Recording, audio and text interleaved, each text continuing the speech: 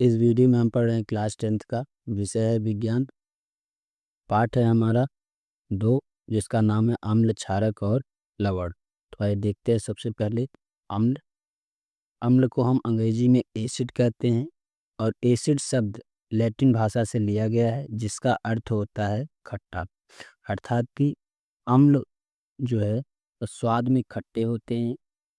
ये नीले लिटमस को लाल में बदल देते हैं। एसिड जो है वो नीले लिटमस पेपर को लाल में बदल देते हैं। जैसे कि हमारे पास है यहाँ पर एक तो फिगर। इस फिगर में देखिए जो फ्लास्क है, फ्लास्क में एसिड भरा है और जब नीले लिटमस पेपर को एसिड में डाला जाता है तो ये नीला पेपर जो है, नीला लिटमस पेपर लाल में बदल जाता है।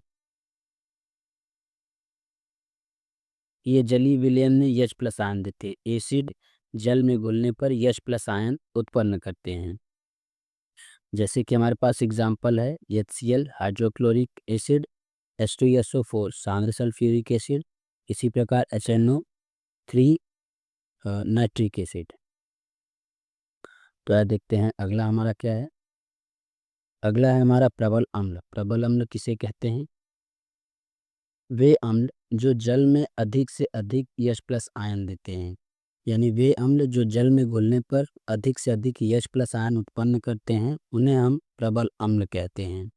जैसे कि हमारा एग्जाम्पल है HCl हाइड्रोक्लोरिक एसिड, H2SO4 सांद्र सल्फ्यूरिक एसिड और HNO3 जो है वो आपका नाइट्रिक एसिड है। तो ये तीनों जो है वो जल में घुलने पर H प्लस आयन की संख्या जो है वो अधिक से अधिक में देते हैं।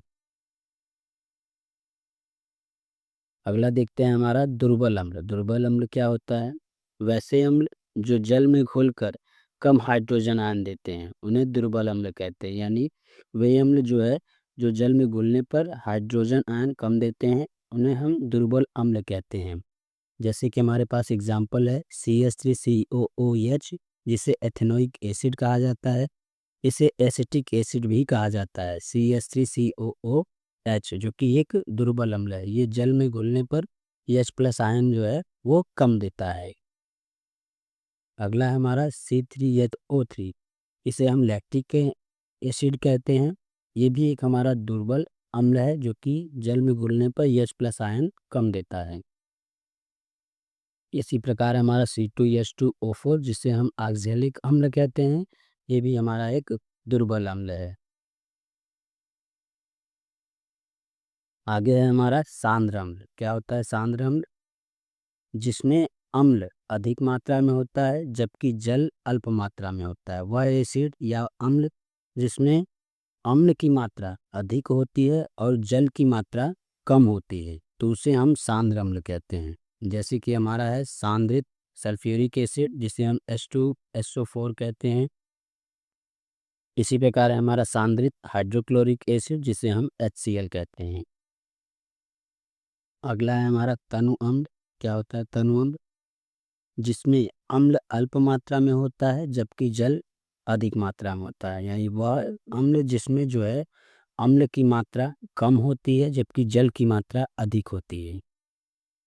इसके एग्जाम्पल हैं HCl यानी हाइड्रोक्लोरिक।